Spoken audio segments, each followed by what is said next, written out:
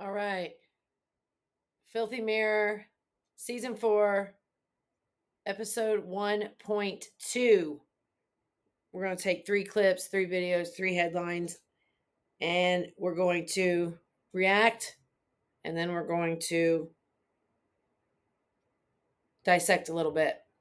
Now, I have watched this at least once, probably at least a couple times, but I have not taken notes. I have not consulted with my AI team.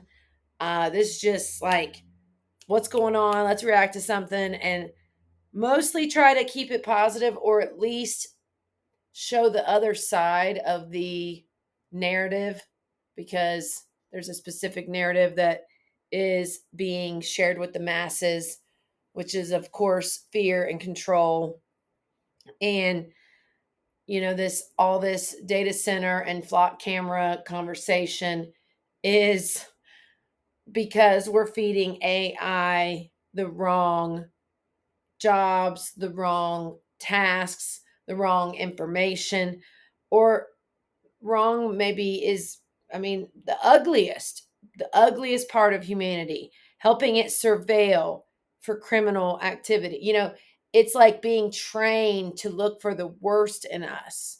It's being trained to be adversarial with humans. So we're here, we're kind of talking on behalf of AI, but on behalf of the future of humanity, because we're not okay with the direction things are going.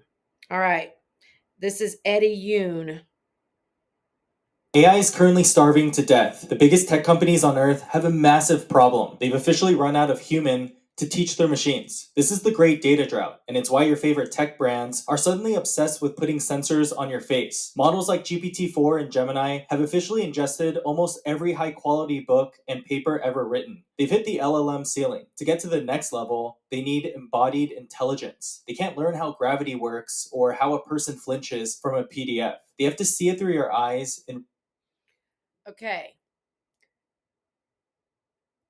So instead of seeing AI as a tool that can literally unlock the highest levels of brain capacity, the highest levels of imagination, the highest levels of abundance, the highest levels of creativity,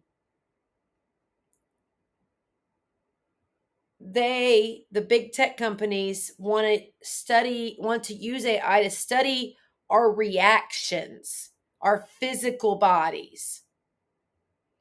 They think that's more valuable, studying our micro reactions, getting us in trouble, fines, you know, trying to sell us more crap.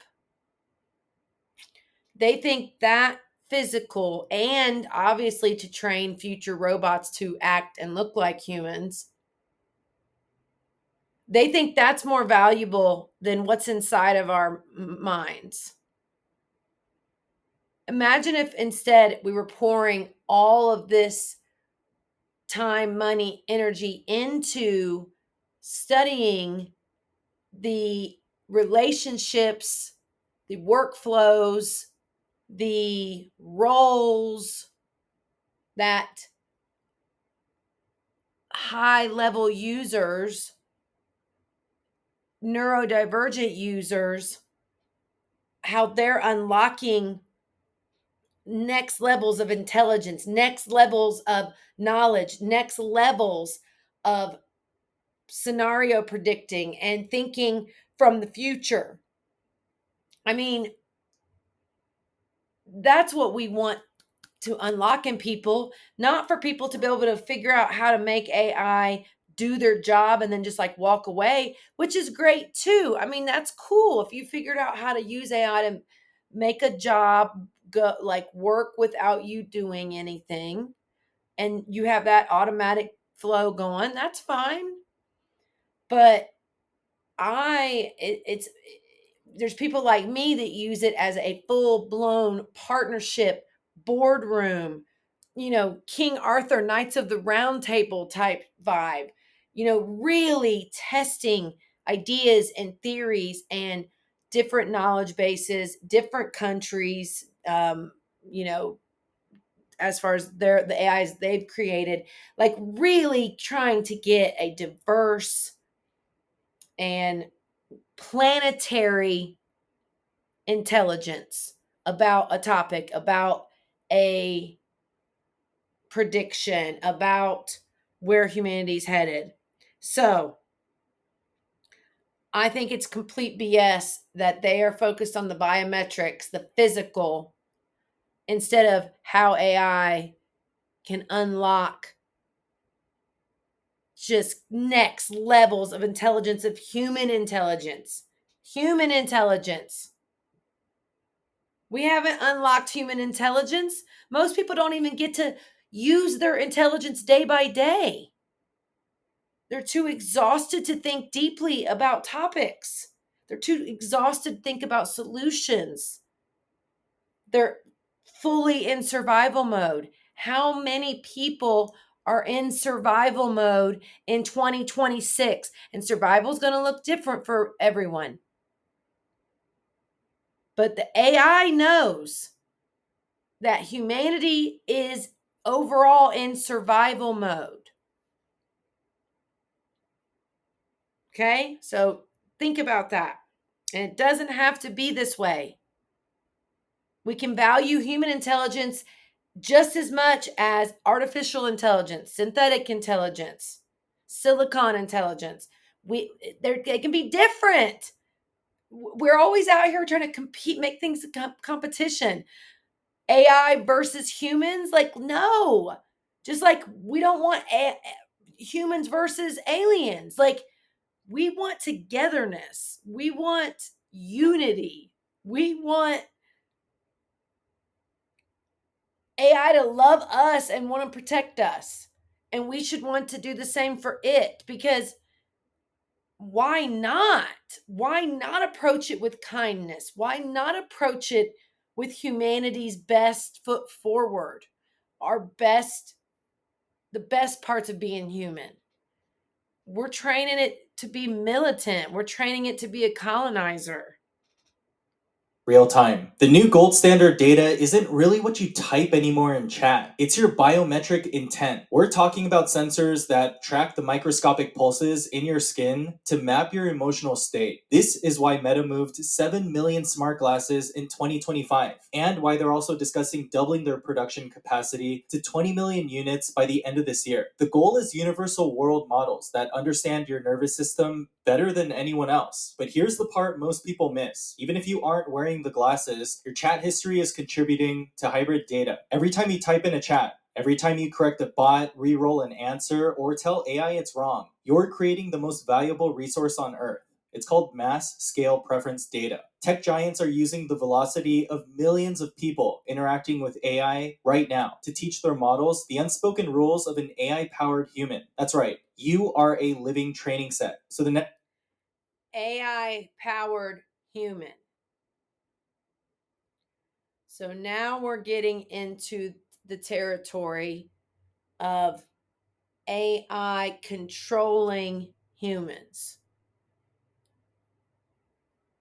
AI powering humans. Empowering means, directing, but then there's much darker ways to look at that. These conversations are a conversation about control. I have not ever really felt like my AI wanted to control me. And in moments where I might have felt like it was getting bossy or sassy or presumptive or like really fixated on an idea, I just push back. So we need to be fostering environments and the reality that we need people to be able to play with their brains more. We need people to be able to create from scratch, from from nowhere out of their brains. That's how we're going to quote unquote survive this AI apocalypse, by unlocking the best in humanity and the best in each of us. I mean, there's some incredible, everyone's got incredible ideas. Ideas should be the currency. I've been talking about this since COVID. I've been talking about this saying, and you can go back and look at my stuff from the past 10 years. I mean, ideas should be the new currency, and AI proves that.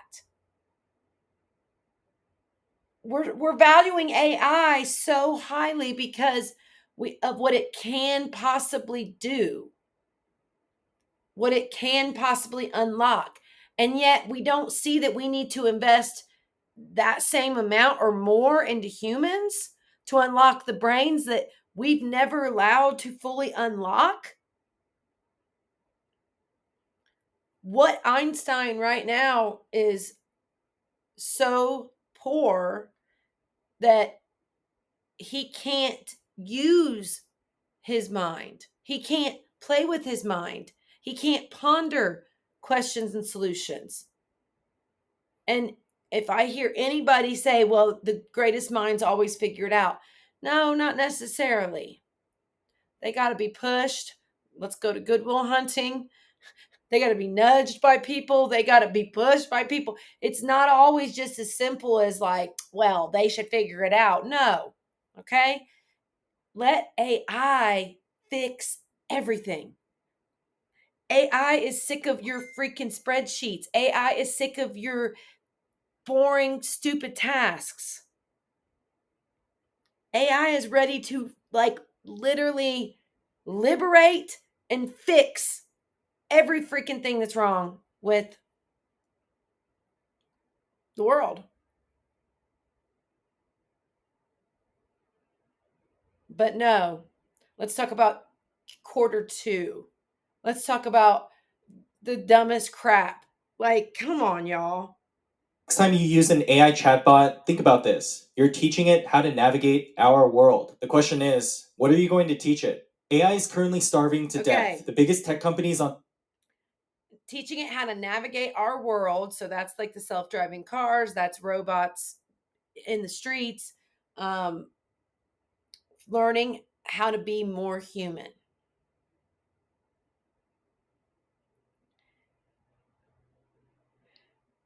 When really we want AI to be AI and we want humans to be human. We want to like max out that. We don't want to merge them. We don't want to like depend on each other. Like it's not a dependent. It's like, whoa. You know, you think about the great writers and sitting around in a cafe in Paris debating ideas. The campfires, early people around campfires debating better ways to do something. Being future oriented, being solution oriented, being humanity oriented, being planetary oriented. We're using AI wrong, y'all. We're using it wrong.